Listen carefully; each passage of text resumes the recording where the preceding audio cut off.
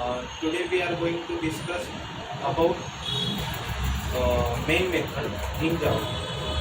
Uh, the the main in starting point for JVM to start execution of Java program without the main method, JVM will not execute the program. Uh, let's discuss the syntax of the main method in Java. The first syntax we are going to discuss is public. It is the access specifier like protect, public, private. This is also access specifier. We should use a public keyword before main method so that JVM can identify the execution point of the program. If we use private or protected and default before the main method, it will not be visible to JVM. Only the public method is visible to JVM.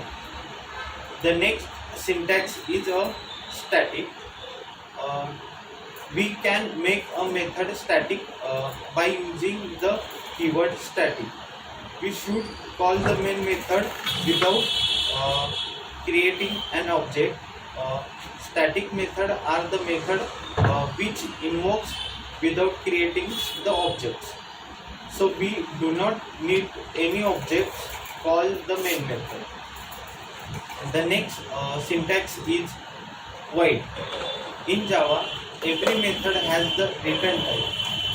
Void keyword acknowledge the compiler that main method does not return any value. The next syntax is main. The main method, the main syntax, it is a default signature which is predefined in JVM.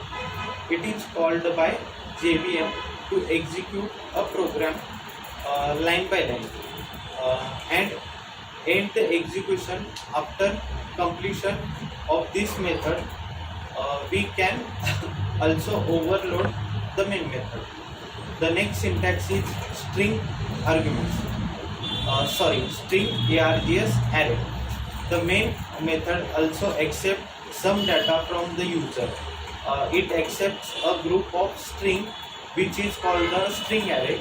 It is used to hold the command line argument in the form of string value. Here args is the array name and it is a string type. It means that it can store a group of string. Remember, this array can also store a good group of number, but in the form of string only. Values passed to the main method is called arguments. These arguments are stored in args array. So the name args is generally used for it. Let's discuss the what happen if main method is written without string args. The program will compile but not run because JVM will not recognize the main method. Remember, JVM always looks for the main method with string type arrays as a parameter. Next is the execution process.